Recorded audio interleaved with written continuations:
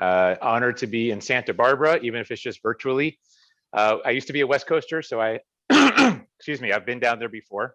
Beautiful, beautiful place.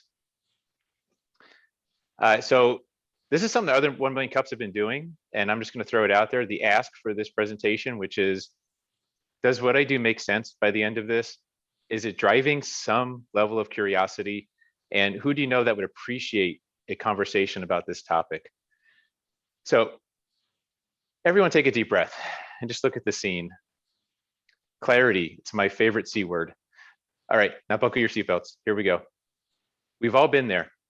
Our ideal prospect walks up to us at a networking event, introduces themselves, and asks the most important business question we're ever going to get.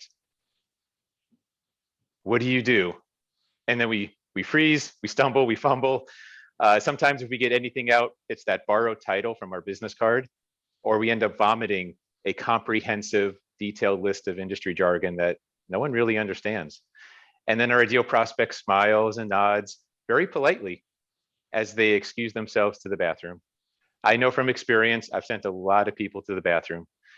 And what's strange is that we know we're going to be asked this question. We know we're going to have to answer it, and yet we've just probably burned another business first impression. And look, I'm not trying to make anyone feel bad. I just want to point out that sometimes the simple things that slip by us are also sometimes the most important things. Because like in life, we don't always get a second chance.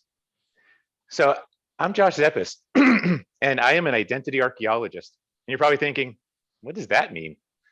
Well, in its essence, it means I have no competition, but at least as is most people define competition. But that's not just a fancy label. That's not just some really cool moniker. That is precisely how I take my genius and I apply it to my service. So I dig up identities, talents, passions from that's trapped deep inside somebody. We dust off the conditioning. We break through the caked on, greased on stuff, you know, like Dawn detergent, and then we polish it and refine it to something that shines so brightly it can't be ignored by the prospects. It can't be people. Your ideal prospects are compelled to come and watch it shine. And I'm on a mission. I am a clear mission to ensure solopreneurs, that's where my heart is, solopreneurs discover, articulate, and monetize their authentic personal brand so they can get rid of that competition, all that noise. They can naturally, keyword there, naturally attract their ideal client and just finally realize their true value and get paid for that. And this is something very, very dear to me, which I could talk about later. So why do we struggle? Well, let's just talk real quick why solopreneurs, why we tend to struggle with our messaging. Well, one, we refuse to differentiate. Not that we can't, we just seem to have this aversion to it.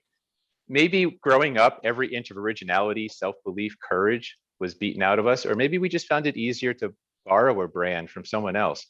But a lot of us solopreneurs are just business shy. We don't want to shine. We kind of want to hide away. And then we don't communicate properly. We don't even know what we do. Well, okay, we sort of know in our minds, but we have a hard time articulating it and getting that message across in an effective way. And then we offer just what's on the shelf. We have these, it's like selling a box of Cheerios. You can get a box, it's called a commodity. You can get a box of Cheerios from anywhere, any box store. But why should I buy your box of Cheerios? Boy, that's a tough value proposition right there. So you may be a solopreneur, but it's crowded out there. We can't simply shout louder over the noise of a crowded industry and expect to be noticed, especially if we're shouting the same message as everybody else. We have to be saying something different. We have to be meaning something different. And we have to be feeling something different. And this is personal brand. So what can we do about this? I want to share 3 quick ways to rise above that crowd so we can stop shouting so much and maybe just start shining a little bit. So first is discover your brand, not create it. That's totally different. I'm not talking about just creating this brand. I'm talking uncovering it, letting it out, because it's got to be authentic. People are dying for authenticity nowadays. And what is a brand? Well, a brand is, very briefly, the gut feeling a person has when you walk into the room. It's how they see your product and your service, not how you see it. That's what a brand is. And I'm at risk of getting a virtual chair thrown at me, which is, I think has happened in previous presentations here. The following items, while still very valuable, these are not brands. I'm gonna bust a few myths here. Your 500 business cards, if you're living in 1982, not a brand. Your logo, I'm sorry, this is a tough one. It's not a brand. Your product or service, nope. Personality or good looks, thank goodness for me, I'm 0 for 2, not a brand. Your borrowed title, oh, you're an insurance agent, you're this person, a salesperson, a coach, a consultant, great. That's just not a brand. So the key is to discover the authentic version. Second, articulate the emotion. We got to stop throwing up on people. When someone says, what do? We got to stop just kind of, here's all the stuff. We've got all these images in our head. Our mind operates on visions. And we need to get that same vision into the head of our prospect. The best way, very easy, telepathy. Now, not everyone's got that skill. So if you don't have the skill of telepathy, then you have to translate it into words, visions, energy, and your pitch, your website, social media, flyers, every aspect of how you communicate must be consistent with this. So this picture here, by the way, you think these two that were buried in an embrace 5,000 years ago have an emotional story that they would probably love to tell and be very powerful? Yeah, absolutely. And then finally, we got to create a signature service.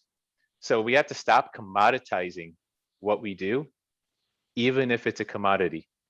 So a way to create a signature service is imagine taking your genius, your talents, what makes you unique, and applying that to an otherwise fairly ordinary offering. Because here's the thing, your service, your product is duplicatable. I promise there's someone out there who will do it better, faster, and cheaper. But you aren't duplicatable. Your mission, your values, your stand, your story, the reason why you get out of bed in the morning, that isn't duplicatable. So if you can combine the two, you can have something very, very special and unique. So a journey, what's a journey like going through this process of creating this personal brand? First, it's to discover the clarity for the solopreneur themselves.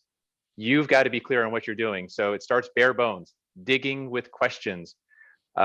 It's an intimate process. And at the end, we create a framework, like a skeleton for brand. And you know exactly why you get out of bed. It's kind of like your constitution. Then clarity for others. So how do you get that clarity transmitted, articulated into the minds of others? And that's all those soft assets. That's like flexing those brand muscles, like really getting out there and not just what you say, but also what you don't say. And then finally, monetize. These are the hard assets. These are the webinars, the signature service, the expert talks, those things that directly make you money, but you do it in a way that can't be duplicated by anyone else. And I do this one-on-one deep dive, and also I have accelerator programs, things like this that take through the process. And my big vision, a community of personal free traders. What's a personal free trader? It's someone who does what they do best. I do what I do best, you do what you do best, and we share. And we have so much surplus from that. There's so much abundance that we have to share with other people as well. And scarcity goes away. And when you get rid of scarcity, so goes homelessness, fear, all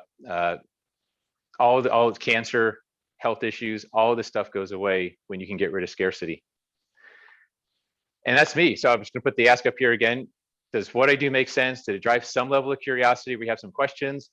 And then I'll share a little bit about a special mission I'm on a little bit later. But for now, I'd just like to answer any questions. Thank you.